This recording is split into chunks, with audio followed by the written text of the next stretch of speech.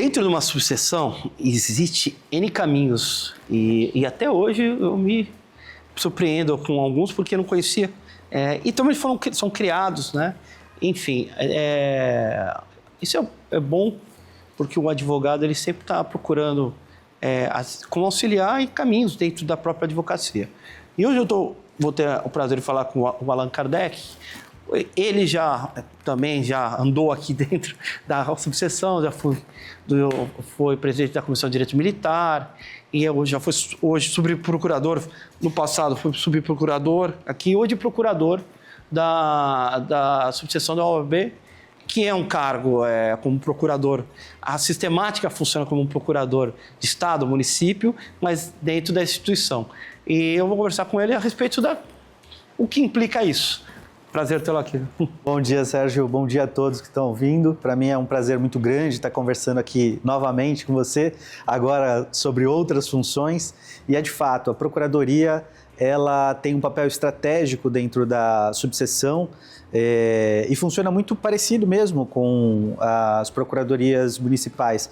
Porque hoje nós temos uma resolução, a resolução número 2 de 2022, que estabelece todas as funções do procurador aqui na subseção.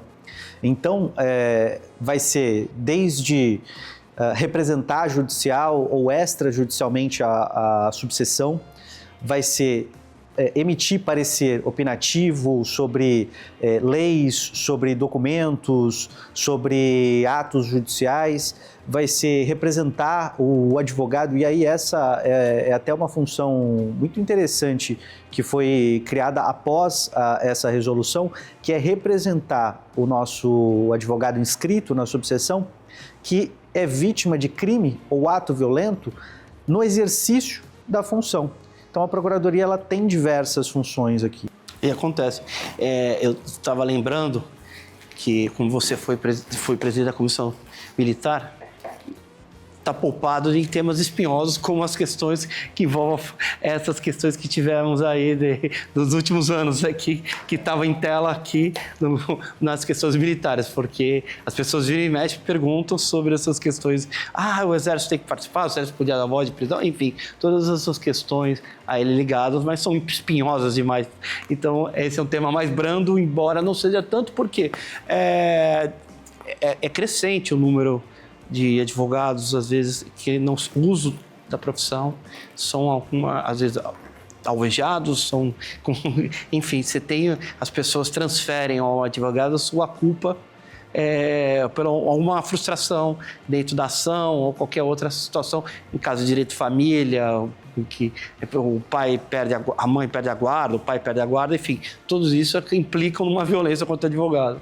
É verdade. O exercício da advocacia, ele muitas vezes pressupõe uma pretensão resistida, isto é, uma outra parte que não está feliz com o direito que a outra parte pleiteia. E, como você falou muito bem, é transferido, às vezes, essa responsabilidade para o advogado. E tem uma crescente, de fato, no Brasil, de violência praticada contra o advogado no exercício da profissão. Claro, a gente está falando no exercício da profissão. Então, você tem casos famosos que ficaram recentes de advogados que foram alvejados ou que sofreram outras espécies de violência. E isso no Brasil, assim, ele precisa ser combatido. A OAB Seccional de São Paulo tem as comissões que são ligadas à prerrogativa. Então, e é claro que a atuação da Procuradoria é diferente das atuações ligadas à prerrogativa, porque quando você é violado na prerrogativa por uma autoridade, você tem por exemplo, um juiz que viola a prerrogativa na audiência ou uma autoridade administrativa que o faz, o que acontece? Você aciona a comissão de prerrogativas da seccional ou da subseção, ela vai atuar em seu favor. A Procuradoria, a função é um pouco diferente. Então, o advogado é vítima de um crime. Ou então, o que a Seccional de São Paulo tem feito para proteger, e aí um outro bem jurídico nosso do advogado, que são os honorários advocatícios, se fez uma Procuradoria de Honorários. Ela já, salvo o melhor juízo, já teve quase 1.400 acionamentos, né? O que é bastante relevante para pleitear honorários de sucumbência para emitir parecer opinativo e tentar uniformizar essa jurisprudência. Então, o que acontece? Esse movimento da seccional também cai para cá, para a nossa subseção. Então, o trabalho tem, porque essa questão, principalmente dos honorários, Deus do céu, é uma questão extremamente complexa. E só em São Paulo nós temos 550 mil advogados, mais ou menos, não é? Então, o natural que hoje ocorra, e você ter notícias de crimes contra advogados, cresce muito também. Quando a gente fala principalmente das frustrações e tudo mais, e às vezes a conduta do colega também, leva o cliente a achar que ele vai ganhar, que vai perder, que vai isso tudo. Quer dizer, mas faz parte da vida, né? Você ganha e perde. E aí acontecem essas coisas. E digo até mais, teve um caso que esta procuradoria atuou. Na época, o procurador era o Dr. Bruno Bottiglieri, um advogado que foi acionado sob pretexto de advogar. Ele foi acionado no bairro da Ponta da Praia. E quando chegou lá, quando ele chegou no local, era na verdade um sequestro. E aí passaram a fazer transferências a partir da conta bancária dele, etc. E a partir daí ele fez o boletim de ocorrência, a procuradoria passou a atuar em favor dele, ajudando ele, e como assistente de acusação. E dos 4 criminosos, à época 2 foram presos com a ajuda da atuação da Procuradoria. Então, também uma crescente no Brasil não só os crimes por frustração da parte contrária, sim, mas os crimes contra o advogado pleiteando dinheiro dele, tentando investir contra o patrimônio dele. Desculpa interrompê-lo. De quando é essa lei da Procuradoria? A Procuradoria, essa resolução da Procuradoria é de 2022, não lembro o mês. E instituiu a Procuradoria ou ela não existia? Ela já existia, a Procuradoria, não há muito tempo. Antes era o Dr. Sérgio Marques, que foi vice-presidente aqui da subseção. Depois... Sim, mas é algo recente, nós estamos falando de 10 anos, mais ou menos. 10 anos ou menos. Se você imaginar que em 10 anos... para se criar algo, ela vem junto com a própria tecnologia, né? E a expansão de problemas que tem dentro, que a tecnologia traz, tem o benefício, mas o malefício. Se você imaginar que crimes de internet, e para você explicar para uma pessoa, às vezes humilde, que está esperando 5 anos, que não foi você que levou o dinheiro, e sim golpistas, eu acredito que deve ter subido muito o número de processos, né?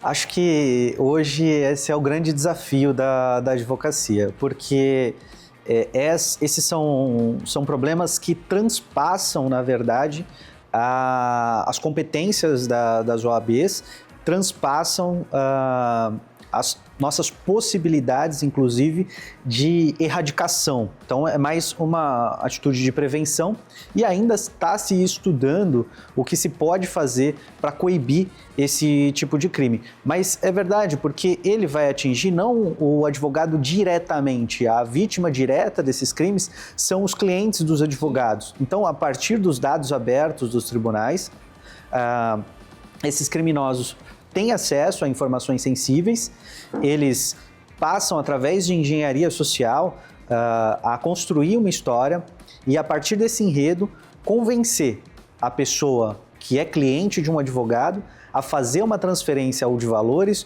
ou informar dados sensíveis para esses criminosos. Mas nem sempre a pessoa que é vítima, que está esperando há 8 anos uma ação, ela ter esse discernimento. Às vezes ela fica tudo... e ela vai em cima do advogado achando que ele está em colúdio. E por vários motivos. Primeiro, porque ela recebeu uma notícia que ela quer validar essa notícia, né? Ela espera que seja positiva a demanda dela. E depois, porque a história contada pelo criminoso, ela é muito convincente. Ele tem por exemplo, a inicial, ele baixa lá no site do tribunal, ele vai enviar a inicial, ou seja, a pessoa vai ver e fala, olha, tá aqui, realmente são os meus dados, é o dado do profissional, e depois vai agir contra ele. O Rafael Meirelles, né, o presidente, ele falou, olha, pô, aí tá a foto dele atrás do escritório, assim, e pedindo para... Quer dizer, essa é uma... E é difícil, porque nós estamos falando de pessoas que têm uma afetividade com a causa, dependendo... Se você, aí você recebe a sua foto do teu escritório, pedindo para depositar na tua conta, e a parte deposita, porque acredita, porque... E quando vê que não é, a primeira coisa é falar, mas é o... tá em coluio, desculpa, está todo mundo junto e você vai para casa, boletim de ocorrência contra o advogado. Até eu ir explicar e conseguir provar, para a parte não vale. Ela acaba, às vezes, ingressando em juízo, e tem boletim de ocorrência, tem BO para fazer inquérito, porque até você... E aí é um trabalho que a Procuradoria tem que... Por isso que eu sugiro para o advogado, e aí diretamente para o advogado, faça um trabalho preventivo. Ou seja, já informe na hora do fechamento do contrato, informe a partir dos canais de comunicação oficial do teu escritório quais são as medidas que são tomadas para fim de passar informações oficiais do processo, para fim de quando recebe algum honorário ou quando vai pagar, fazer algum repasse de valor relacionado ao processo. Deixa isso pré-estabelecido, quais são os canais oficiais de comunicação, instrui o cliente para que ele esteja munido dessa confiança na hora de receber essa informação. Então, quando você conversa com o seu cliente e explica a existência desses golpes recentes, quando você explica que você só entra em contato a partir de tal canal, você estabelece uma senha e contrassenha, você estabelece medidas de segurança, você diminui exponencialmente a probabilidade de que esse teu cliente vá sofrer esse golpe e, portanto, que você vá ter este problema. Essa é hoje uma das medidas mais efetivas, a prevenção, porque depois, o que acontece? Existem ferramentas para correr atrás? Existe, mas a efetividade dessas ferramentas não é garantida.